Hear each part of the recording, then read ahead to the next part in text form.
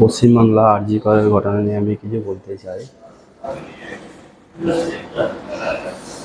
একটা মেয়েকে যেভাবে তার উপর অত্যাচার করা হয়েছে, তাকে রেপ করে মারা হয়েছে, সুস্মিতা দেবনাথ আরজি মেডিকেল কলেজে হসপিটাল লেডি ডক্টর, তাকে যেভাবে মারা হয়েছে একটা খুবই খারাপ জিনিস।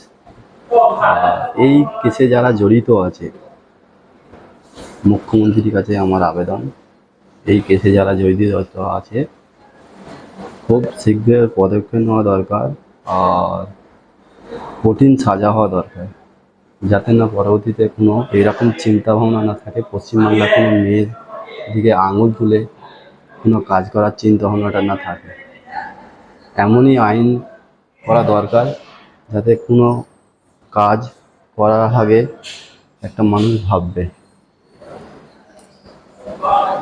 আর এই কেসে যারা জড়িত আছে তাদেরকে কঠিন সাজা পাওয়া দরকার, এটাই আমার কামনা।